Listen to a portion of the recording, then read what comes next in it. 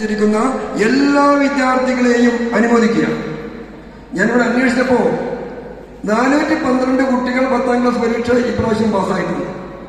അതിൽ ഏകദേശം 20% കുട്ടികളാണ് ഈ അനുമോദനം ഏറ്റുവാങ്ങാൻ ഇവിടെ എത്തിയിരിക്കുന്നത് എന്നത് അത്ഭുതപ്പെടുത്തിയ ഒരു വസ്തുതയാണ്.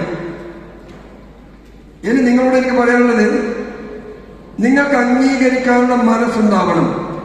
എന്റെ ക്ലാസ്സിൽ ഞാൻ നിങ്ങൾക്ക് 2 സ്വാതന്ത്ര്യം തരുന്നുണ്ട്.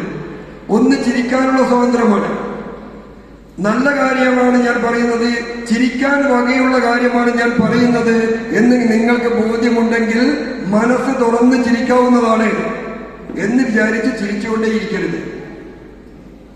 രണ്ടാമത് എനിക്ക് നിങ്ങളോട് പറയാനുള്ളത്, നല്ല കാര്യമാണ് ഞാൻ പറയുന്നത് എന്ന് 100% ബോധ്യമുണ്ടെങ്കിൽ 2 കൈയും മുട്ടി അംഗീകരിക്കാനുള്ള മനസ്സുണ്ടാവണമെന്നാണ് എനിക്ക് അഭ്യർത്ഥിക്കാനുള്ളത്.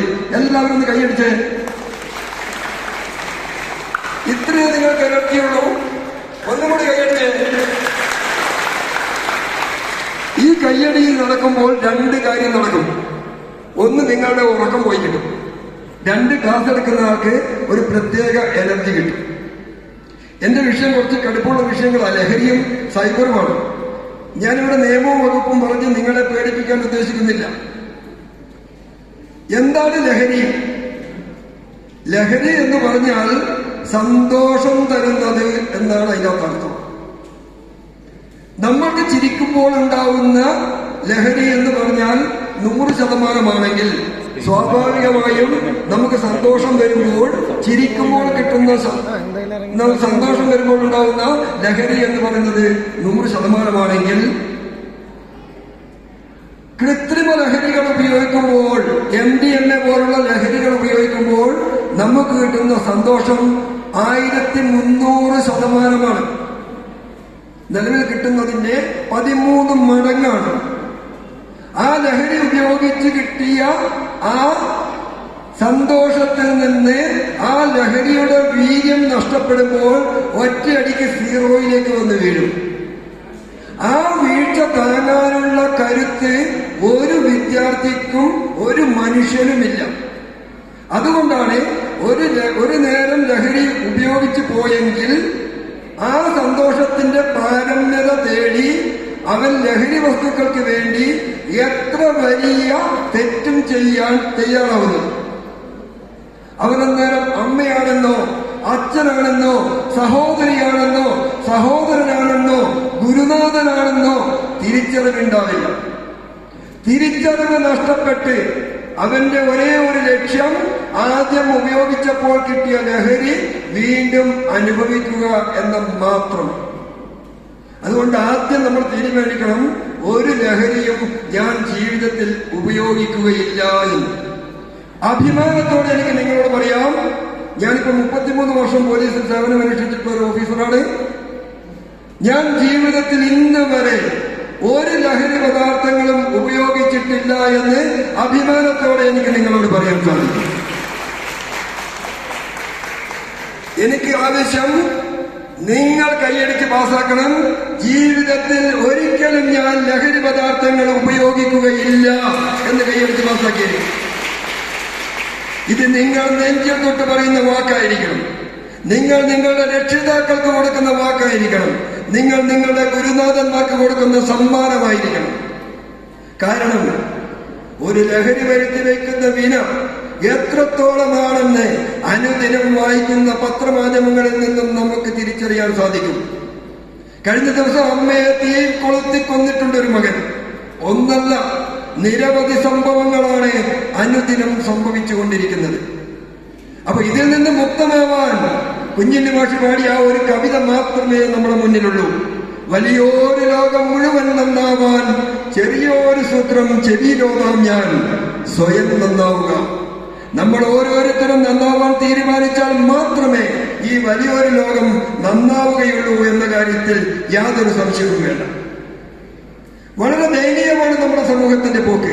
എനിക്ക് എന്റെ പൊന്നു കുട്ടികളോട് പറയാനുള്ളത്, എന്റെ മക്കളോട് പറയാനുള്ളത്, ഒരു കാരണവശാലും പരിചയമില്ലാത്തവർ വാങ്ങിത്തരുന്ന ഒരു ഭക്ഷണ പദാർത്ഥവും വാങ്ങിക്കഴിക്കരുത്. ഐസ്ക്രീം ആയിക്കോട്ടെ, ചോക്ലേറ്റ് ആയിക്കോട്ടെ, ഐസ് പോലുള്ള മറ്റേത് സ്വീറ്റ് പോലുള്ള ഏത് പദാർത്ഥങ്ങളായിക്കോട്ടെ, ജ്യൂസ് പോലുള്ള പദാർത്ഥങ്ങളായിക്കോട്ടെ, ഒരു ഭക്ഷണ സാധനങ്ങളും പരിചയമില്ലാത്ത ഒരാളിൽ നിന്നും വാങ്ങി സ്വീകരിക്കുകയില്ല എന്ന് കൈയടിച്ച് പാസാക്കിയേ. എന്നാൽ തന്നെ നിങ്ങൾ 50% വിജയിച്ചു. പരിചയമില്ലാതെ ഒരു വാഹനത്തിനും എളുപ്പത്തിന് വേണ്ടി എനിക്ക് നമ്മളെ ആൺകുട്ടികളോടാണ് പ്രത്യേകിച്ച് പറയാനുള്ളത്. പരിചയമില്ലാത്ത 2 വീലറുകളും 4 വീലറുകളും നിങ്ങളെ മുന്നിലൂടെ പോകുമ്പോൾ ഒരു 1/2 കിലോമീറ്റർ അല്ലെങ്കിൽ 1 കിലോമീറ്റർ നടക്കുന്നത് ഒഴിവാക്കാൻ വേണ്ടി കൈനീട്ടി അവരുടെ സഹായം തേടുമ്പോൾ മിക്കവാറും ലഹരി കടത്തുന്ന ആളുകളാണ് ആ വാഹനത്തിൽ പോകുന്നതെങ്കിൽ നിങ്ങളെ ലഹരി വാഹകരാക്കി അവർ മാറ്റും എന്ന കാര്യത്തിൽ യാതൊരു സംശയവുമില്ല. അതുകൊണ്ട് പരിചയമില്ലാത്ത ഒരാളുടെയും വാഹനത്തിൽ ഔദാര്യത്തിൽ സഞ്ചരിക്കാൻ നിങ്ങൾ സമയം കണ്ടെത്തരുത്, പരിശ്രമിക്കരുത് എന്നാണ് നിങ്ങളോട് എനിക്ക് സൂചിപ്പിക്കാനുള്ളത്. വളരെ ഗൗരവമുള്ള സംഗതിയാണ്. ഒരു ബൈക്കിന് എനിക്ക് ലിസ്റ്റ് തന്നു. അദ്ദേഹം നിങ്ങൾക്ക് ചിലപ്പോൾ ഒരു ചോക്ലേറ്റ് വാങ്ങിച്ചു തരും, നിങ്ങളുടെ ഫോൺ നമ്പർ വാങ്ങിക്കും, പൈസ ഉണ്ടാക്കാനുള്ള എളുപ്പ വഴികൾ എന്ന് പറഞ്ഞ് നിങ്ങളെ ഈ ലഹരി വസ്തുക്കളുടെ വാഹകരാക്കി മാറ്റിക്കളെ. എനിക്ക് രക്ഷിതാക്കളോട് പറയാനുള്ളത്, നമ്മുടെ കുട്ടികൾക്ക് ആവശ്യത്തിൽ കൂടുതൽ 1 രൂപ പോലും കൊടുക്കാൻ പാടില്ല. എന്താണോ അവന്റെ ആവശ്യം, എന്താണ് മകളുടെ ആവശ്യം, ആ ആവശ്യത്തിനനുസരിച്ച് മാത്രമേ പൈസ കൊടുക്കാൻ പാടുള്ളൂ. ഈ നിങ്ങൾ നൽകുന്ന പണം അവർ ഏത് രീതിയിൽ ചെലവാക്കുന്നു എന്ന് അന്വേഷിക്കുവാനുള്ള ഉത്തരവാദിത്വം നമ്മുടെ രക്ഷിതാക്കൾക്കുണ്ട്.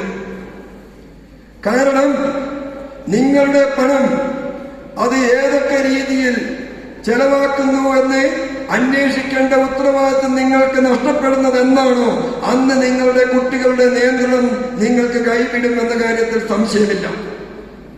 എത്ര വലിയ വിദ്യാഭ്യാസം കൊടുത്തിട്ടും എനിക്ക് പറയുന്ന ഒരുപാട് കുട്ടികൾ ഇന്ന് വീടിൽ വാതിലടച്ച് അകത്ത് കൂടുന്ന അവസ്ഥയിലാണുള്ളത്.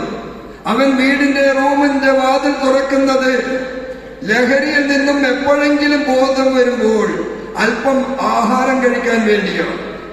3 മാസവും 6 മാസവും കുളിക്കാതെ, കൃത്യമായി ഉറങ്ങാതെ, ലഹരി വസ്തുക്കൾ മാത്രം അടിമയായി കഴിഞ്ഞ ഒരുപാട് യുവാക്കളെയും യുവതികളെയും എനിക്ക് കൗൺസിലിംഗ് ചെയ്യേണ്ടി വന്നിട്ടുണ്ട്.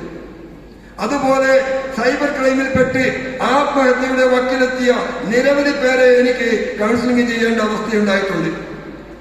കൃത്യമായി പറഞ്ഞാൽ 408 കുട്ടികളെ കൗൺസിലിംഗിലൂടെ ആത്മഹത്യയിൽ നിന്നും രക്ഷിക്കാൻ എനിക്ക് സാധിച്ചിട്ടുണ്ടെന്ന് അഭിമാനത്തോടെ